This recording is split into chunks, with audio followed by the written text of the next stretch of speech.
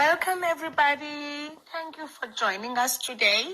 My name is Nono Khalawe, and welcome to our latest episode of our podcast, Nono on Podcast, where we talk about our views and we talk about our aspirations, our dreams.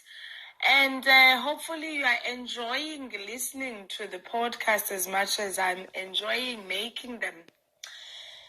This week, it's a brand new week, brand new month. And I hope everyone is keeping great and is in good form on this month of June. We are halfway through the year, and we are doing our best to keep alive and not giving up. Today's topic is a very serious and sensitive one. As we all seen for the past week, what has been happening in America in regards of a brother, George Floyd, who was killed by the police while in handcuffs on the floor, on the concrete, on the ground, with the knee pressed on his neck to deprive him of oxygen. And later on, after a long 9 minutes, he lost consciousness and he eventually died in a short space of time after that. Let's look at what has happened and understand that it's not a normal behavior to happen to anyone. And it's not a right behavior to do towards any person. So what is exactly going on? Well, my brothers and sisters, this is a pandemic. This is a problem that is an ongoing disease, okay? It's a sickness, it's a pandemic that has been going since the times of slavery. It's a time that now, 2020, it's still happening. When you look at the history of America, it's also a history of pain, history of slavery, history of injustice, history of discrimination and racism, history of uprisings and civil wars. America is not a place that is blessed when it comes to prosperity. Capitalism is the one that runs the country on the backs and hard work of our people, Black people. We worked America. We created America from the ground to the ground up. Black people, including the Native Americans, who were also discriminated by the European settlers, they worked the country and they were discriminated and killed and lynched and put apart and put separately. But we're still here. My brothers and sisters, I have no written words. I'm speaking this from my heart.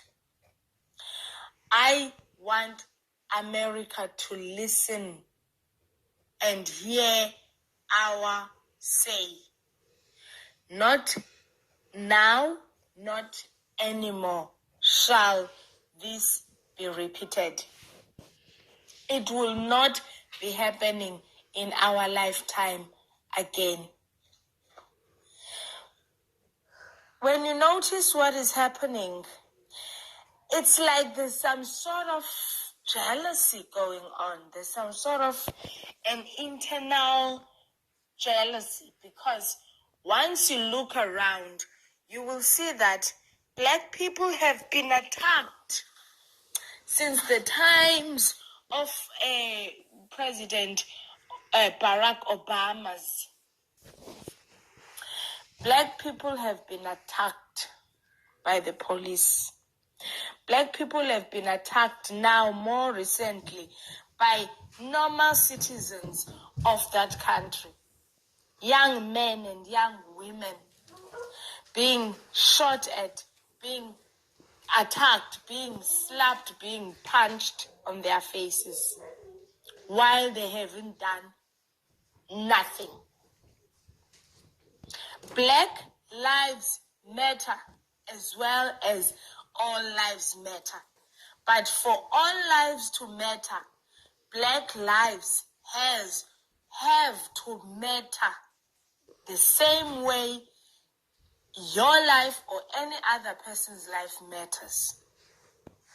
We must have the same rights in the justice, in the judiciary. We must have the same rights in schools. We must have the same fees to pay in institutions like universities. Why are you telling us about education?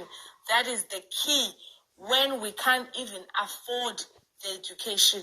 Where is the key in an expensive education? Classism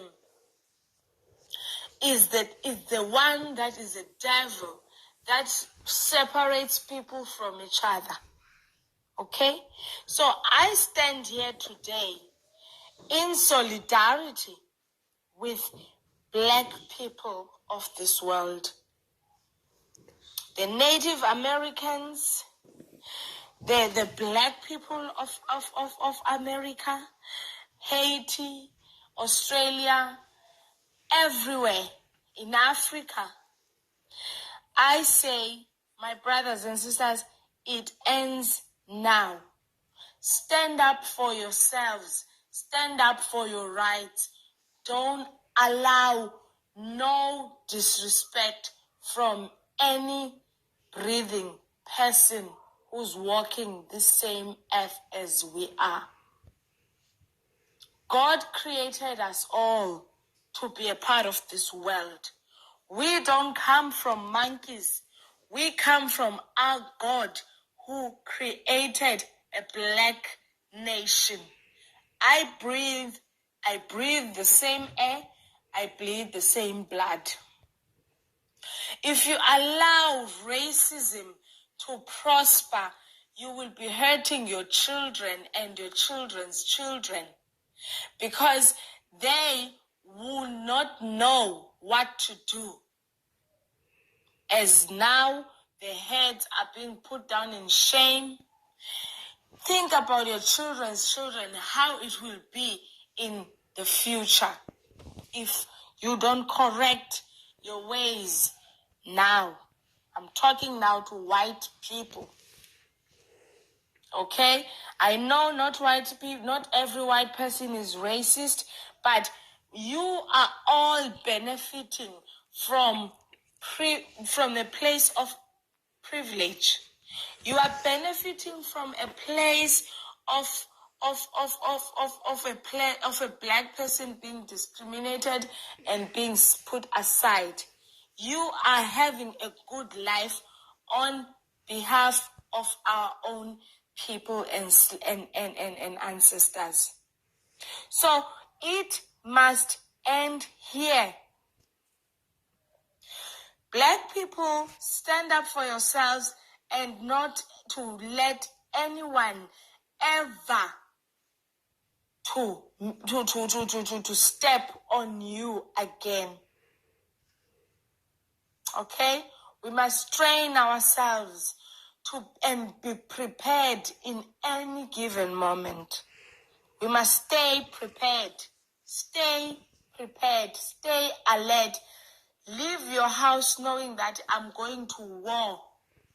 Let me face the war. The war is the institutions we go to, the public spaces we go to. Get ready, because not everybody is willing to change. Not everybody is willing to be kind and loving and lovey-dovey and one nation and liberal, or they know not everybody is a Republican, not everybody is a. So we need to know our spaces. We need to know what to do when we are out there. Look at the students being arrested and in social spaces. People being arrested in social spaces. They're having their barbecues, having their good time in Starbucks, in Yale University, in public spaces. People are being discriminated, and it's the same people who call for the people. A chocolate. I don't know where is the chocolate, my honey. I'm sure it's in the bag over there. Thank you. I beg your pardon, guys. I'm so sorry. My kids came in, and that's how it is. Single mom on duty. So, people are being arrested in Starbucks, in Yale, public spaces, having barbecues. There is something going on, because they are calling for the people, for the black people to be arrested by any means necessary. They are calling for a black person to be taken to court, to be incarcerated by any means necessary. This is a global racial problem. It's not only in America, but that in America shows that it's a serious pandemic, because it's happened in, they say, one of the greatest nations. So my take on this is, yes, we matter, but if you don't know that you matter in your head or in your life, then you can't blame the next door person for treating you like garbage. Don't ever beg for your life again. Don't allow anyone, even if they have a gun, rather they shoot or they go to hell. Otherwise, we are not begging for our lives. What we are talking about is our rights. We have the right to be where we are. We have the right to breathe the air we are breathing. Nobody has any right to tell you or me that we don't have a right to be the same, in the same space or in the same room or in the same college as anybody else. We worked hard to be where we are. Nothing has been given for free. We worked hard. We laid our lives for where we are. We sacrificed a lot for where we are. And the countries, they are benefiting billions and billions of dollars, euros or rands or whatever currency because of us, the citizens. So, by saying that, my brothers and sisters, I want to say, let's walk tall and let's understand that this is not the times of apartheid. This is not the times, in the 80s or in the 1800s. This is our time. Let's make this world a better place. And it starts by you and I. By knowing who you are, by embracing who you are, by celebrating who you are, and not to be apologetic about it. To me, that is what makes the world great again. Okay? Is when you know the power of self. So with that being said, my brothers and sisters, I'm going to leave you there with those thoughts, and I hope you all have a great time and celebrate your lives, and those who have lost their souls in this journey of life, or we say, may God grant you eternal life in heaven. Amen.